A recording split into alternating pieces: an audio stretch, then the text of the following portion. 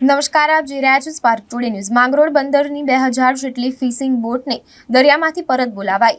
માછીમારોને દરિયો નહીં ખેડવા સૂચના અપાઈ। હવામાન વિભાગની આગાહીને પગલે માંગરોળ પંથકમાં દરિયા કિનારે તંત્ર દ્વારા સુરક્ષાના ભાગરૂપે માંગરોળ બંદરની 2000 જેટલી ફિશિંગ બોટોને દરિયામાંથી પરત બોલાવવામાં આવી છે। જ્યારે હાલ તો દરિયામાં હવાનું સામાન્ય દબાણ છે, પરંતુ તંત્ર દ્વારા સાવચેતીના ભાગરૂપે બોટોને બહાર કાઢી લેવાય છે અને મોટાભાગની મહત્તમ બોટોને સલામત સ્થળે લાંગડી દેવામાં આવી છે। જ્યારે હાલ દરિયા કિનારાના ગામડાઓમાં સાવચેતીના ભાગરૂપે સાયક્લોન સેન્ટરોમાં લાઇટ, પાણી સહિત તમામ સુવિધાઓ તેમજ તંત્ર દ્વારા કંટ્રોલ રૂમ સહિત તમામ સાવચેતીના પગલાં લેવામાં આવી રહ્યા છે। હવામાન વિભાગની આગાહીના અનુસંધાને માનનીય શ્રી કલેક્ટર સાહેબ જૂનાગઢની સૂચના અનુસાર આ કચેરીમાં 20/4/7 કંટ્રોલ રૂમ શરૂ કરી દેવામાં આવેલો છે। કોઈપણ વ્યક્તિને કાંઈ પણ પ્રોબ્લેમ હોય તો ગમે ત્યારે તે કંટ્રોલ રૂમનો સંપર્ક કરી શકે છે।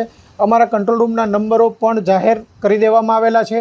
જરૂર જણાયે કોઈપણ પરિસ્થિતિને પહોંચી વળવા માટે પૂરની પરિસ્થિતિમાં એવી પરિસ્થિતિ સર્જાય તો મહાવીર સહકારી મંડળીના પ્રમુખશ્રી સાથે ચર્ચા થયા મુજબ તેની બોટ અને તેમના માછીમારો પણ સ્ટેન્ડ બાય રાખવામાં આવેલા છે।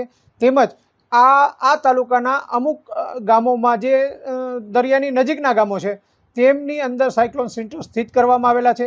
આ સાયક્લોન સેન્ટરોને એકદમ અદ્યતન હાલની સ્થિતિમાં સુદૃઢ કરવા માટે તાલુકા વિકાસ અધિકારીશ્રીને લેખિત સૂચના પણ અપાઈ જવામાં આવેલી છે।